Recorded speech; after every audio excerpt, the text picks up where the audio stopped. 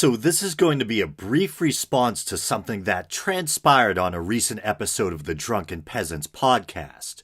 One of the guests was a popular YouTuber who goes by the name Magog of Morskar, or at least that's the name of the character he portrays, a kind of farcical or comedic take on a crotchety, half-crazed, necromantic wizard. In all honesty, I'm not too familiar with Magog's content, but I found the bit I did see entertaining, and from what I can tell, he seems like a decent guy. So this isn't meant to be some kind of takedown video, it's meant as more of a friendly refutation of some things he said in passing regarding the story of Anneliese Michel, or Michel, a young German girl who underwent an exorcism or series of exorcism sessions back in the 1970s. In fairness to Magog, his comments were made off the cuff during an unscripted appearance. And I myself am no stranger to having to make corrections or issue mea culpas for things I've gotten wrong on my show, to err as human and all that. So at the end of the day, this isn't really a matter of great importance. I just heard someone make some claims regarding a topic I've long been aware of and wanted to respond or add my 2 cents. Even though I'm a non-believer, I've long been fascinated by occult topics, including demonic possession, so I'm well acquainted with the story of Anneliese Michel. And to put all this in context, the subject came up while they were talking about the Catholic Church sex abuse scandal in Pennsylvania. Billy the Fridge made some kind of exorcism joke, and that led to Magog's comments. And I want to apologize to my listeners for not covering that topic on the show yet. Part of the reason for not rushing to cover it is that, as sad as it is, I was kinda like a sexual abuse scandal involving the Catholic Church. What's the next breaking news? The sky's blue, and I say that as a non-believer with a Catholic upbringing. Anyway, let's roll the clip, and I'll respond as we go. Exorcism. Have you always, speaking of that, just on a side note, have you guys ever listened to the tape from the 1970s Exorcism of Anneliese Michel? No. The German foreign shade. That is some creepy shit. If you listen to the audio, because they recorded that exorcism. It was probably... Okay, so I definitely agree with that. Even if you're a non-believer like myself, those audio recordings are still really creepy. I actually mentioned them on a show in the past, and I'm not sure, but I may even have played a clip. I don't actually believe the girl was possessed, but still, just the sound of someone who thinks they're possessed, growling and screaming in another language is enough to kind of make the hairs on the back of your neck stand up. And regarding Magog's pronunciation, he said Anneliese or Anneliese Michel. In an attempt to not make an ass out of myself, I actually hunted around for the proper pronunciation, and the closest I could come is that either Michel or Michel were both acceptable. I would have gone with Mitchell or something like that, but doesn't seem to be the case. What inspired The Exorcist? The Exorcism of Emily Rose was directly... Gotta drop the hammer on that one. No, it did not inspire The Exorcist. The Exorcist was inspired by the case of Roland Doe, the pseudonym of an American boy who underwent an exorcism in the 1940s. Author and screenwriter William Peter Blatty had learned about the story while still a student at Georgetown University, and that's what inspired him to write the novel. The film version of The Exorcist was released in 1973.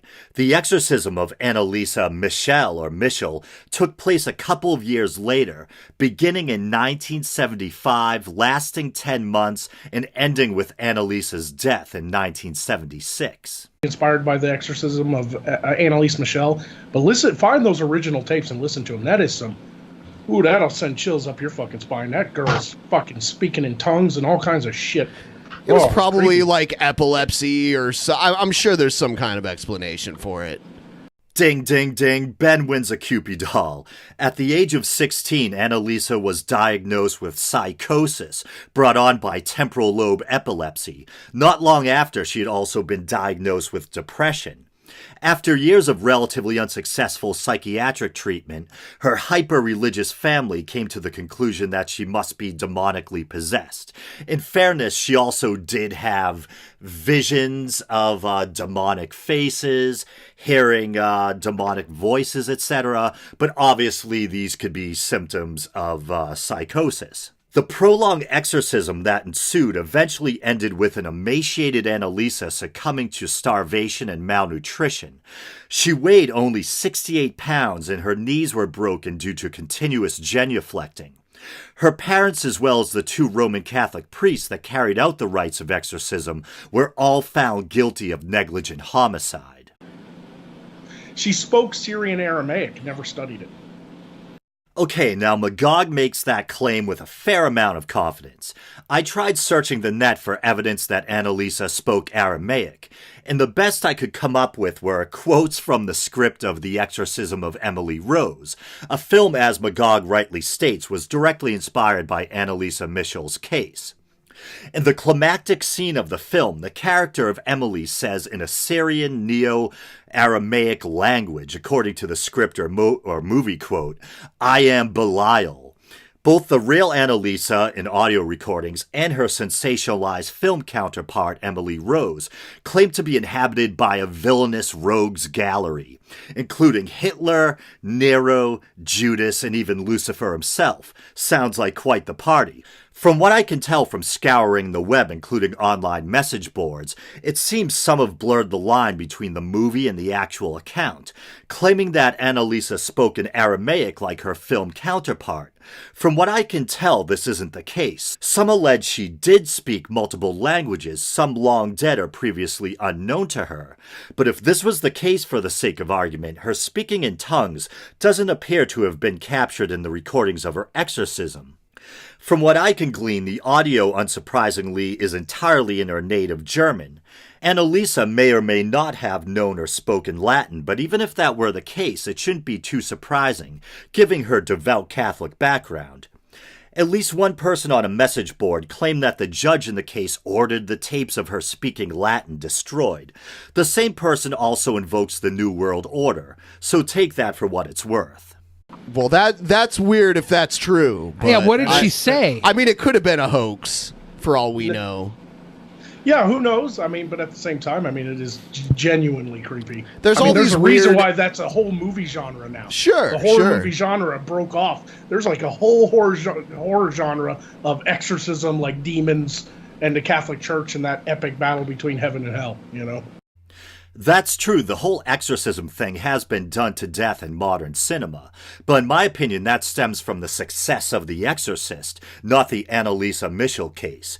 And most exorcism movies suck. They're cheesy, derivative, and fail to measure up to what Blatty and Friedkin achieved back in 1973. Being a horror movie junkie, I still watch them because even bad pizza is still pizza. It's tempting to believe in the supernatural. It's really fun to engage in the suspension of disbelief. But the truth should matter. If you want to watch a movie that takes a more sober and sympathetic approach to the story of Anneliese Michel, check out the German film Requiem. It's not as sensational or thrilling as The Exorcism of Emily Rose, but it is a much more realistic telling of the story. On a final note, Anneliese's parents ordered their daughter's exhumation after a nun claimed to have had a vision of Anneliese's body lying miraculously uncorrupted. But when she was eventually disinterred, the examiners noted a quote-unquote normal rate of decay. And with that, stay skeptical. Oh shit, did I just give myself a tagline? I thought the tagline was a podcast for atheists, agnostics, and whoever. Whatever. Anyway, until next week, guys. Brothers and sisters, peace out.